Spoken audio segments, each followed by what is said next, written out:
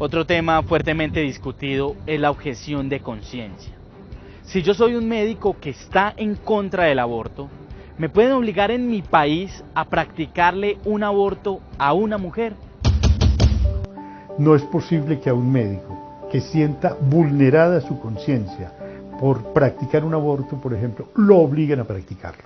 A mí me parece que a un médico tampoco se le puede imponer una obligación tan gravosa que vulnera sus íntimas creencias. Yo soy partidario de defender las creencias de todo el mundo y organizar la vida de acuerdo con sus creencias. No existe libertad, no existe democracia, no existe Estado de Derecho, ni Estado social de derecho, ni Estado social democrático de derecho en una sociedad en la que las personas son obligadas a actuar en contra de su conciencia. Y es que estamos hablando no de que las personas no hagan cualquier cosa, estamos hablando de que las personas se opongan a lo que ellas consideran que es matar. Y no existe un Estado libre cuando me dicen, usted puede pensar que abortar es matar, pero en el caso en que una mujer le pida un aborto, tiene que hacerlo. No existe un Estado libre cuando se me dicen, usted y sus amigos pueden pensar que abortar es matar, pero si forman un hospital y les pedimos un aborto, tienen que hacerlo. Por eso creo que no se puede llegar a ese extremo propio de las dictaduras, de imponer a las personas o a las personas jurídicas a actuar en contra de sus conciencias.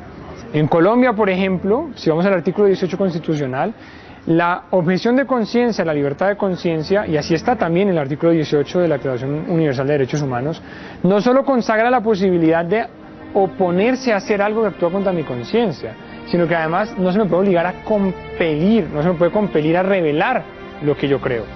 O sea que ni siquiera tendría que decir, yo soy católico, yo soy judío, yo soy musulmán. Bastaría como yo dijera, esto no lo hago porque va en contra de mi conciencia. Y nadie puede juzgar mi conciencia. No se pueden hacer tribunales de conciencia que digan, este sí puede objetar en conciencia en este caso o este no. Porque justamente se trata del fuero interno de la persona, de lo más sagrado de la persona, su propia conciencia. Lo más grave que un católico puede hacer es abortar, ayudar en el aborto, apoyar en un aborto. El Estado no nos puede obligar a que nuestra alma se condene, porque así lo sentimos, así a usted le parezca ridículo lo que estoy diciendo. Esa es la realidad, y para quienes creemos en eso, es aterrador que un Estado nos condene a eso. El Estado tiene que ser respetuoso. Si existe el libre desarrollo de la personalidad, mi personalidad es la de católica, y a mí no me pueden obligar a hacer algo que mi religión me dice que es lo más monstruoso que puedo hacer. No solamente a mí, sino a mis propiedades, porque es que yo no puedo ser católica y tener una cadena de prostíbulos, porque entonces no estaría siendo buena, porque mi religión me está enseñando que esos no son los valores correctos. Por lo tanto, yo no puedo tener una clínica donde me obliguen a hacer abortos, porque es exactamente lo mismo. Yo soy dueña de mis actos y también de mis actividades y de mis negocios, y eso es lo que el Estado pretende que no se valide, y me parece aterrador. Eso es lo más parecido a un Estado autocrático, horroroso. En el ejercicio de la medicina se nos plantean desafíos ante los cuales debemos como médicos tomar una postura en nuestro quehacer. Se me ocurren, por ejemplo, el aborto, la eutanasia, la experimentación con humanos. No son realidades sencillas ante las cuales podemos pasar indiferentes o ante las cuales podemos tener actitudes pasivas, sino que son realidades que nos comprometen en nuestro obrar y ante las cuales tenemos que tomar una postura. Tampoco son sencillas porque hay muchas influencias, sobre todo de medios de comunicación, de leyes, de políticas, que influencian nuestro actuar y quieren promover y condicionar el actuar médico. Por ejemplo, vemos cómo en muchos estados, con más frecuencia, se abren vías desde el punto de vista legal para promover y para condicionar la acción frente a estas situaciones. Entonces, nos tenemos que preguntar, ¿son realidades ante las cuales la vía legal o las leyes son las que nos deben decir qué hacer o qué no hacer? Yo creo que es importante que pongamos la mirada en la identidad y en la misión de nuestra profesión. No podemos descartar y olvidar los compromisos que hemos hecho desde el principio. Por ejemplo, el juramento hipocrático, que busca que nosotros nos comprometamos con el respeto a la vida en todas sus etapas, desde la concepción hasta el fin último. No podemos descartar los principios del hacer el bien y no hacer el mal.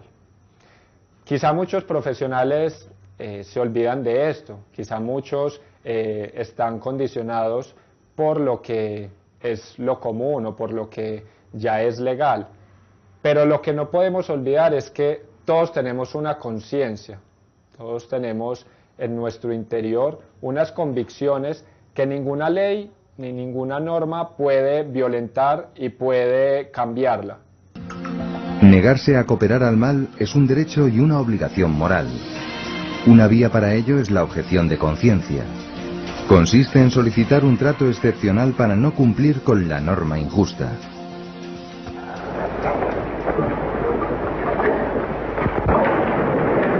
Je jure d'observer la Constitution et les lois du peuple belge. El rey Balduino de Bélgica ofreció un ejemplo heroico de objeción de conciencia cuando se negó a firmar la ley del aborto. Puso en juego su prestigio y su corona con tal de no refrendar lo que juzgaba injusto. La objeción de conciencia es un germen de moralización del derecho. Admitir la objeción de conciencia hace promover una sociedad que actúe más por motivos de conciencia que por motivos de pura conveniencia. El respeto a la objeción de conciencia con ciertas garantías para asegurar su veracidad se erige hoy en distintivo del Estado de Derecho democrático. Por desgracia, abundan las presiones para impedir la objeción, sobre todo en el caso de médicos, enfermeras y farmacéuticos. ¿Cómo entender que no se respete el derecho a la objeción de conciencia incluso en países que lo reconocen en sus constituciones? Quizá la raíz de esto es que la objeción de conciencia de un ciudadano creo que es una llamada pública a la conciencia de los demás ciudadanos. Y quizás sea eso lo único que no pueden tolerar, que los demás les pongan en carne viva su propia conciencia. Un ordenamiento que no admitiese la objeción de conciencia en ningún caso degeneraría con mucha facilidad en un ordenamiento totalitario. Yo creo que es importante que miremos nuestra convicción, no únicamente la religiosa, sino también la ética y la moral, para poder asumir este compromiso ante estos desafíos. Entonces yo creo que ante este punto aparece la objeción de conciencia que podemos tener los profesionales de la salud. La objeción de conciencia, que es un derecho fundamental nuestro para abstenernos y muchas veces para decir no, para negarnos a hacer o a dejar de hacer muchas prácticas que están mal, que no van a favor de nuestra conciencia, de nuestras convicciones. Nadie entonces puede forzar ni violentar nuestra libertad. Nadie puede condicionarnos a ir en contra de nuestra conciencia y de nuestros principios. Yo por eso invito a todos los médicos, a todos los profesionales de la salud, a que vivan coherentemente, a que examinen su conciencia y a que mantengan la firmeza y la valentía para muchas veces abstenerse a ir en contra de sus principios o en contra de sus convicciones. Rescatemos nuestra identidad y nuestra misión, promovamos el bien de nuestros enfermos, de las personas que buscan nuestra ayuda. Centremos nuestro quehacer y nuestro actuar respetando la dignidad de todos los seres humanos. Que este hospital se opondrá sí, y asumirá las consecuencias legales, pero no facilitará ni propiciará ni hará nada que atente contra la vida del ser humano. Por el contrario, aquí estamos cuidando la vida, no manipulándola.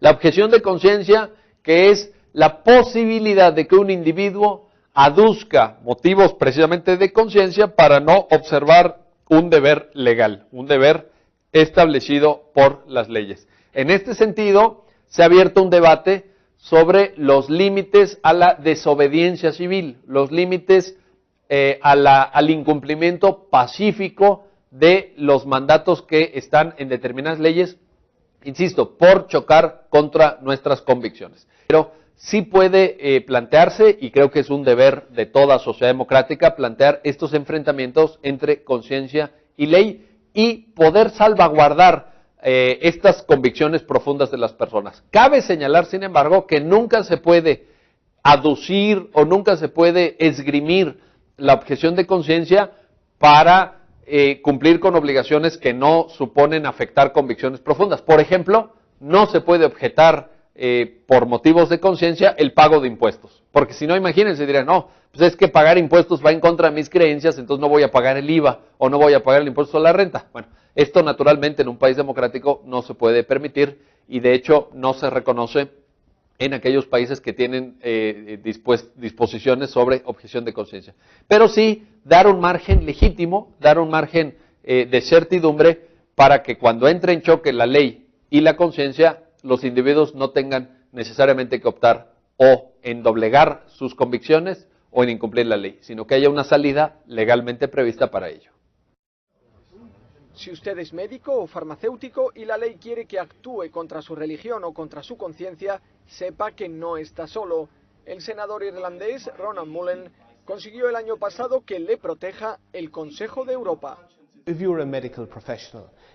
Si eres un profesional sanitario y crees que practicar un aborto o participar en él no es un comportamiento veraz, que no es auténtica atención médica, debe ser respetado tu derecho a no intervenir.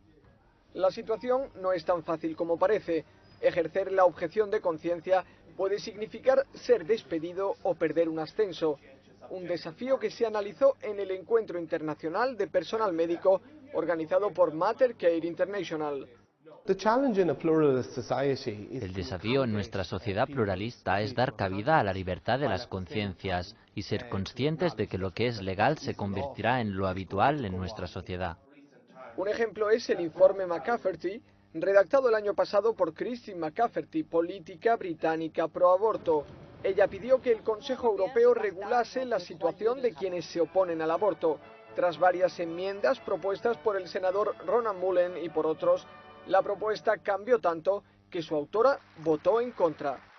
El texto aprobado dice que ninguna persona, hospital o institución será coaccionada, considerada civilmente responsable o discriminada debido a su rechazo a realizar, autorizar, participar o asistir en la práctica de un aborto, eutanasia o cualquier otro acto que cause la muerte de un feto humano o un embrión por cualquier razón.